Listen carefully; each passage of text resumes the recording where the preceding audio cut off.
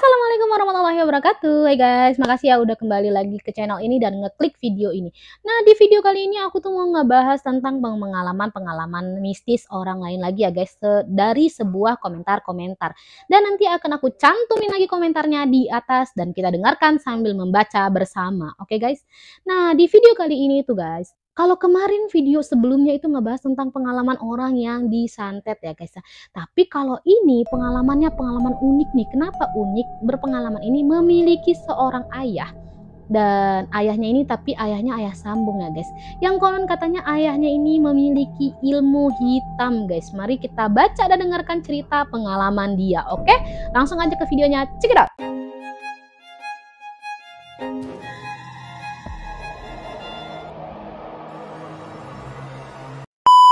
Ini sama pengalaman dengan keluarga saya katanya guys. Atau bapak sambung saya katanya. Beliau asli orang Banten. Ada nggak di sini yang pendengarnya orang Banten? Kalau misalnya ada yang di sini orang Banten, silahkan komentar di bawah ya guys. Di tahun 2006 katanya ibu saya menikah dengan orang Banten ini katanya guys. Oke, dia nikah nih sama bapak sambungnya nih. Semua saudara saya tidak setuju katanya guys. Ada yang setuju nih, saudara ataupun keluarga dia mungkin ya. Tapi kakek saya setuju ibu saya menikah dengan beliau. Nah, yang penting nih adalah restu dari bapaknya si ibunya ya guys ya. Karena kan bapaknya yang dong walinya ya nggak sih? Karena bapak sambung saya ini sudah bisa menyembuhkan sakit stroke kakeknya guys. Usut menyusut ini ya. Karena si kakeknya juga merasa terharu karena diobati oleh si calon menantunya ini. Wah, berarti ini calon menantu saya bagus nih. Buktinya saya aja bisa disembuhin sama dia. Berarti anak saya bisa dijaga dengan baik dong sama si calon menantunya ini guys. Jadi otomatis si bapaknya ini setuju karena dia nggak ada alasan untuk nggak setuju dong. Dia aja disembuhin gitu kan. Dia mau balas budinya dengan apa? Ya inilah mungkin salah satu cara balas budi saya, yaitu menikahkan anak saya dengan dia gitu guys. Dan kalau nanti saya sakit lagi atau apapun, saya bisa berobat lagi dong dengan dia. Sekalian nih kan mungkin ya guys. Terus lanjut ya guys. Singkat cerita, ibu saya menikah, bahkan saya sendiri pun tidak menyaksikan ibu saya menikah dengan beliau. Mungkin ibunya cuman punya nasi kotak hasil untuk menikah itu cuma ada 2 kotak atau 3 kotak sama kakeknya gitu kan guys. Atau udahlah ibunya mau kasih surprise. Sekarang ibu udah punya ayah sambung untuk kamu. Jadi sekarang kamu punya sosok seorang ayah. Kata ibunya mungkin gitu kan guys. Saya cuma pengen kasih surprise. Terus lanjut guys. Waktu berlalu katanya guys. Akhirnya muncul mulai kejadian aneh katanya guys. Aneh apa nih? Lanjut. Bapak saya sering kesurupan. Bapaknya sering kesurupan guys. Terus nggak ada yang bisa nyembuhin beliau guys. Jadi udah berusaha untuk dicoba sembuhin tapi nggak ada nih yang mempan menyembuhkannya guys. Tapi beliau sendiri yang bisa menyembuhin. Jadi bapaknya ini kesurupan, terus dia yang kesurupan, dia juga yang nyembuhin sendiri guys. Gimana tuh ceritanya? Terus 3 tahun berlalu, beliau mengajak 2 anaknya perempuan semua guys. Ternyata si bapak ini punya anak kandung juga guys. Dan anaknya pun diajak bersama dengan keluarga barunya guys ke dalam rumah tersebut. Yaitu anaknya ini dua-duanya perempuan gitu guys. Mereka sekitar umur 20 sampai 25 tahunan. Lebih tua daripada saya katanya guys. Jadi saya menganggap mereka kakak saya. Oh, maksudnya jadi saya menganggap mereka kakak saya guys. Jadi karena lebih tua jadi dianggap kakak. Kalau misalnya lebih muda ya pasti dianggap adik ya guys. Dan kebetulan mereka sangat harmonis keluarganya ya guys ya. Jadi mereka saling menyayangi guys. Terus lanjut. Di setiap malam Sabtu beliau pasti kesurupan. Jadi kesurupannya setiap malam Sabtu. Terus bahkan anaknya pun bilang, malam Sabtu ya sekarang, kata anaknya guys. Nanya nih ke keluarganya atau nanya ke dia lah ya. Saya nggak tahu ada apa dengan malam Sabtu, kata dia guys. Tapi anaknya ini seperti sudah tahu kalau malam Sabtu pasti terjadi guys. Jadi udah nggak asing nih menurut anaknya guys. Terus kesurupannya pun aneh-aneh, seperti jadi macan mengaum. Tapi yang bikin anehnya beliau sendiri yang nyembuhin guys. udah aneh setiap kesurupan jadi macan, atau jangan-jangan jadi ular, atau jangan-jangan jadi kelelawar kayak cerita kita yang kemarin ya, kelelawar berupa tuyul gitu kan, terus berubah lagi nanti jadi apa. Tapi ada yang lebih aneh kata dia guys, setiap kesurupan dia nyembuhin. Jadi seaneh-anehnya bapaknya kesurupan, lebih aneh lagi nyembuhin sendiri guys. Coba nanti kalau kalian ngelihat ada orang kesurupan, tanya deh ke orang yang kesurupan itu, kamu bisa nyembuhin sendiri nggak? Sembuhin sendiri dong, kami bingung nih mau cari ustadz kemana, mau cari orang yang nyembuhin kamu kemana, bisa nggak nyembuhin sendiri? Tolong dong sembuhin sendiri ya, gitu kan. Kita tanya aja tuh ke orang itu tuh, bisa nggak dinyembuhin? Kalau dijawab aeng macan gitu terus, oh berarti nggak bisa nih kayaknya, kita harus cari nih guys. Jangan coba-coba ya, jangan coba-coba kalian nanti nyuruh dia nyembuhin sendiri terus kalian tinggal, kayaknya dia bisa deh sembuhin sendiri, udahlah ya kita tinggal aja pergi gitu kan. Aku juga bingung, capek mau nyari orang. Nah jangan coba-coba ya, takutnya nanti dia kelamaan kesurupan malah nggak balik lagi nih guys ya. Coba bantu cari orang dulu ya. Lanjut, bapak saya cuman melakukan seperti ngambil sesuatu dari dalam tubuhnya dengan tangannya lalu dibuang sendiri. Oh gitu cara nyembuhinnya guys. Ini bapaknya tiba-tiba ngambil sesuatu dalam mulutnya terus tiba-tiba sembuh gitu guys. Oh jadi nanti kita bisa nih kalau ada yang kesurupan kita bilang, coba ambil, kita tunggu nih, mungkin dia akan ngambil nih, kita akan ngambil, ayo ambil, tapi nggak ngambil, panggil ustadz ya guys ya, jangan ditunggu lama-lama. Terus singkat cerita lagi nih guys, katanya bapak saya ini sering banget banyak tamu dari luar kota. Wah banyak tamu dari luar kota, ada apa nih gerangan? Saya menyaksikan dengan kepala saya sendiri, beliau mempunyai batu merah delima katanya guys. Batu ini dimasukkan ke dalam air, sontak seisi rumah dipenuhi cahaya merah. Ini asli, bikin saya merinding katanya guys. Oh jadi ini bapaknya bukan orang biasa ternyata guys. Bapaknya ini bisa jadi gadang-gadang bapaknya adalah seorang dukun alias seorang pemunya ilmu lah ya guys ya. Jadi makanya dia bilang tadi banyak orang yang datang alias orang datang tersebut adalah dengan maksud yaitu berobat guys. Bapaknya ini sebuah tabib tapi tabib gaib guys. Pantesan aja sering kesurupan, orang dia dukunnya makanya dia yang nyembuhin sendiri gitu kan. Jadi kalau ada yang kesurupan dan dia bukan seorang dukun, jadi nggak bisa dia nyembuhin sendiri ya guys. Oke, jangan coba-coba. Kecuali kalau dia dukun. Emang kalau dukun atau orang pintar ya harusnya bisa lah ya. Sembuhin sendiri lah, kamu kan dukun gitu kan. Terus lanjut, oke? Dan terakhir yang paling saya kaget, kata guys, kaget gitu kan.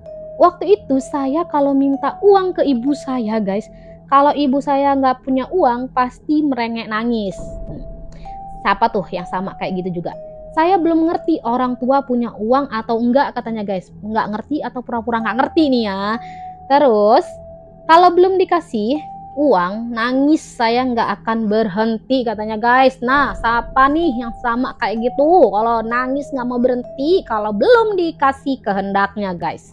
Kemudian bapak sambung saya ini menanyakan ke ibu saya, pengen apa anak ini nangis? Kata bapaknya, kenapa ini anaknya nangis? Pengen apa dia? Kata bapaknya guys. Aduh bapaknya pengertian banget ya, perhatian sekali walaupun anak sambung guys.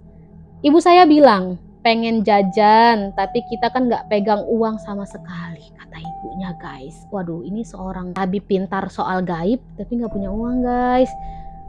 Terus, kebetulan posisi saya nangis itu di belakang rumah nih. Dia nangis di belakang rumah nih. Di belakang rumah itu ada pohon melinjo. Kalian tahu pohon melinjo nggak sih? Pohon tangkil atau pohon untuk yang sayur asem itu guys. Nah itu tuh namanya pohon melinjo ya.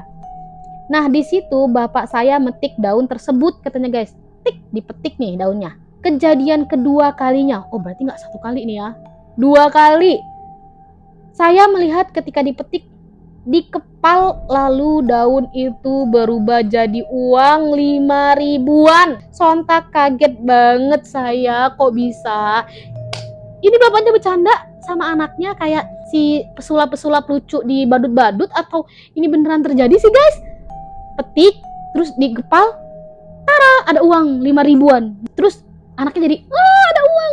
ini jangan-jangan sebenarnya bapaknya udah megang uang di tangannya guys, terus dia pura-pura metik cuman biar anaknya berhenti nangis nggak sih, atau beneran bapaknya bisa nyulap si daun tadi jadi uang, karena soalnya nggak sekali 2 kali katanya guys. Kalau gitu besok dia nangis aja lagi deh, nanti lama-lama ibunya bakal bilang gini, kamu nangis gede, biar nanti dipetikin daun melinjo ini, terus lama-lama paling anaknya bakal ngeliat pohon melinjo dengan mikir ini adalah uang. Paling dia di pikiran dia di pohon itu isinya uang gitu guys. Aduh, kalian mau gak sih punya seorang ayah yang kayak gitu guys? Kan nggak usah mikirin lagi, nggak usah apa-apa lagi, dari pohon melinjo aja bisa menghasilkan uang. Terus lanjut.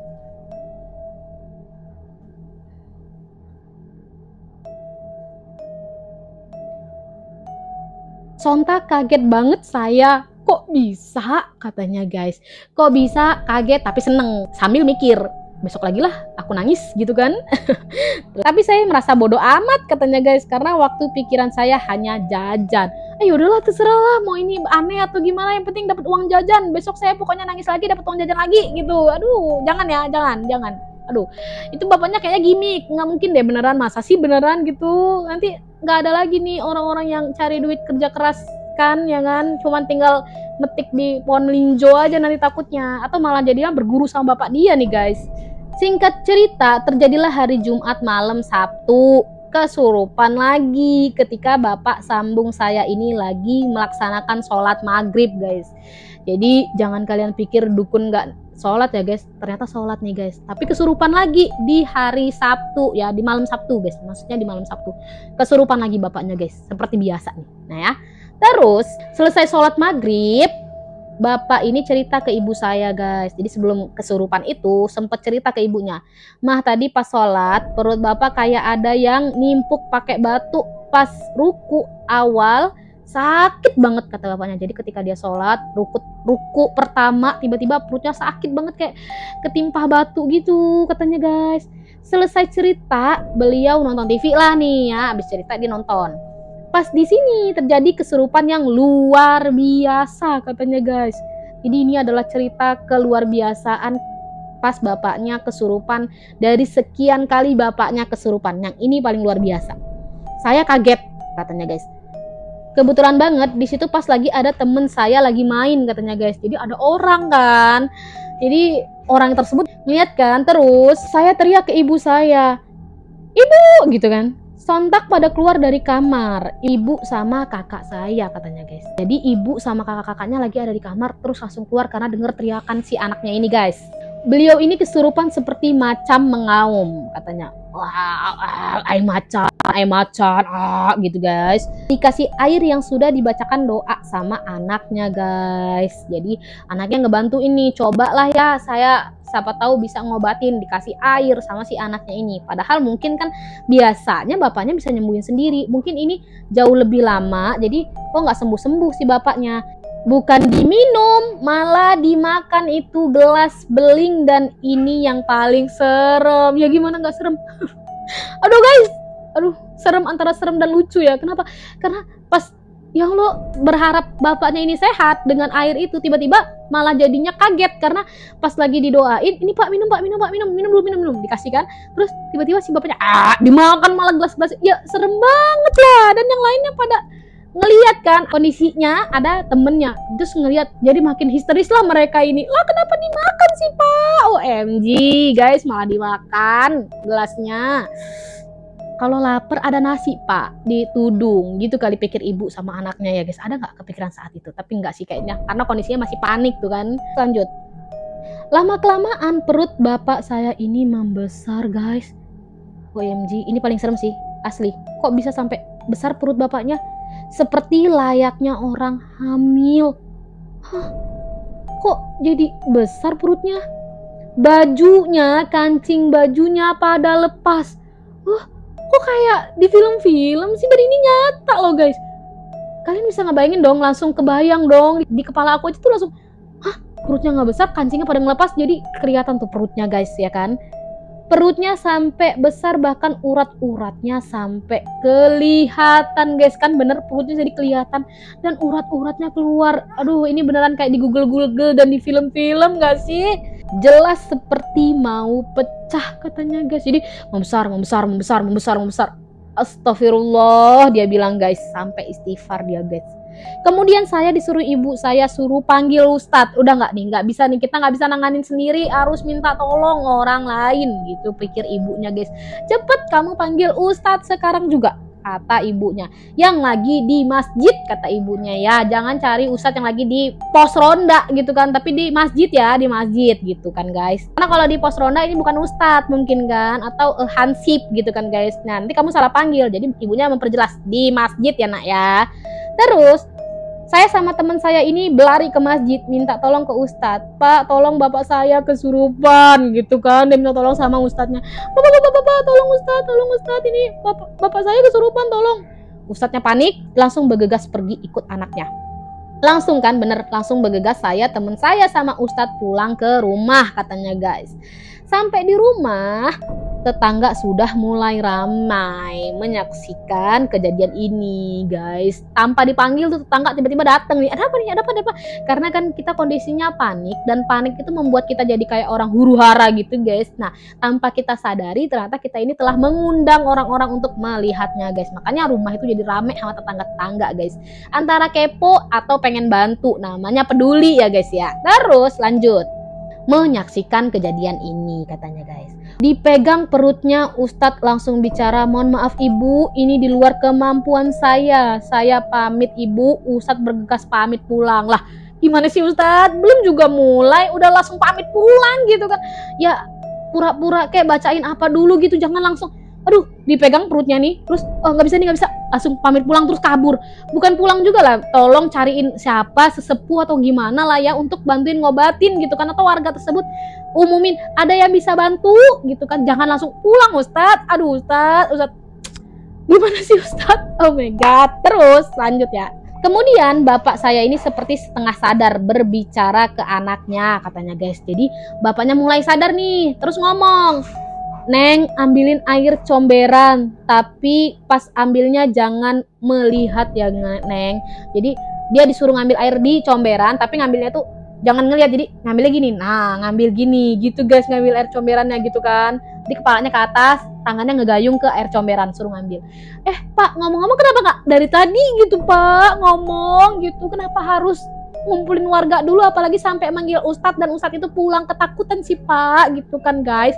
Terus setelah itu bapak saya mengaum lagi seperti suara macan.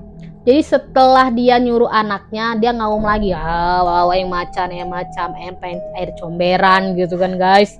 Anaknya pun bergegas mengambil air comberan nih si kakaknya tadi guys, dirantang. Setelah diambil, dikasihkan ke bapak sambung saya ini. Nih pak nih air comberannya katanya gitu guys. Dibalurin ke perut sambil dibuang keluar guys. Ini yang balurin siapa, bapaknya atau anaknya? Tapi kan kalau dari ceritanya si anaknya cuma ngasih ya, berarti yang ngebalurin bapaknya dong otomatis, ya nggak sih? Sontak kaget lagi, perutnya mengecil kembali guys. OMG, terus tiba-tiba perutnya kecil lagi dengan disiram air comberan tadi. Dan akhirnya bapaknya sadar. Terakhir sadar bapak saya ini bilang, ada apa ini rame-rame? Sambil marah, ini kenapa rame-rame ini? Bapaknya sadar terus marah-marah gitu guys kan.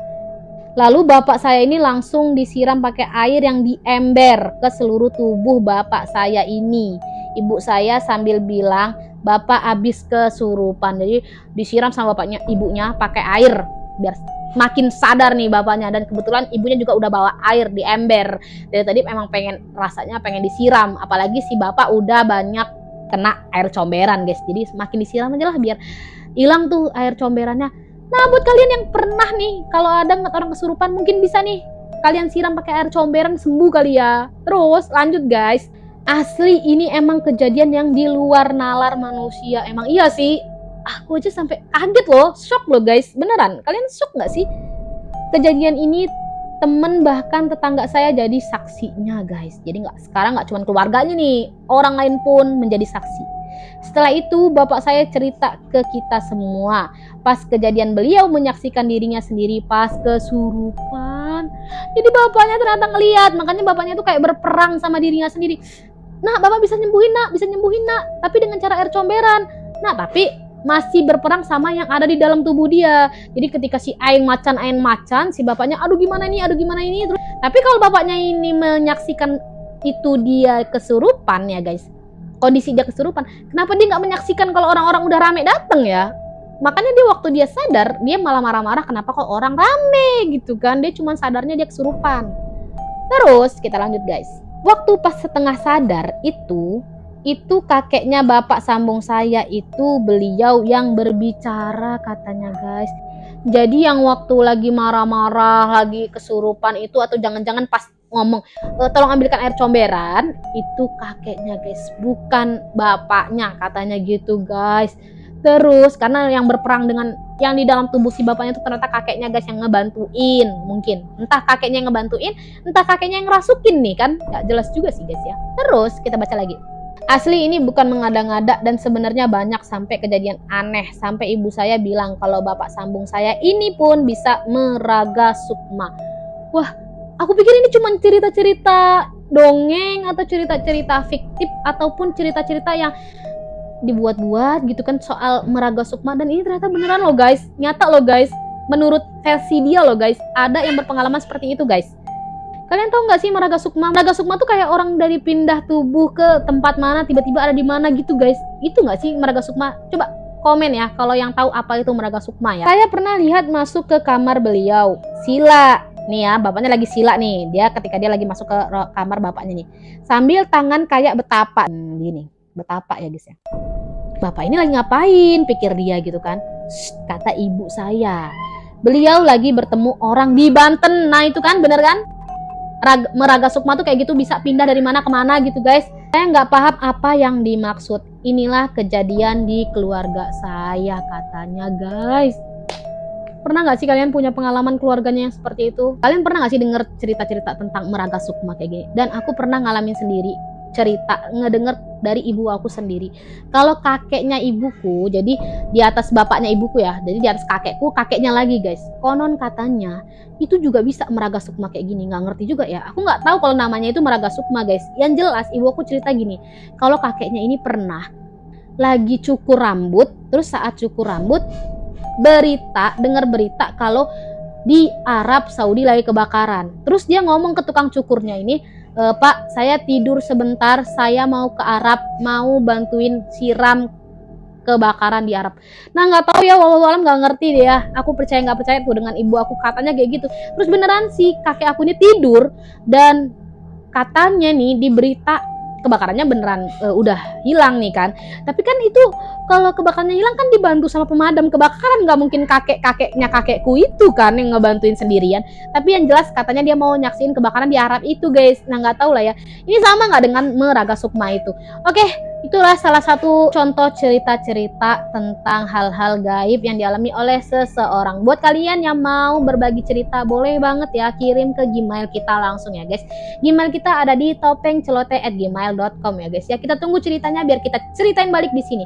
Oke, terima kasih yang sudah mendengarkan. Wassalamualaikum warahmatullahi wabarakatuh. Bye bye.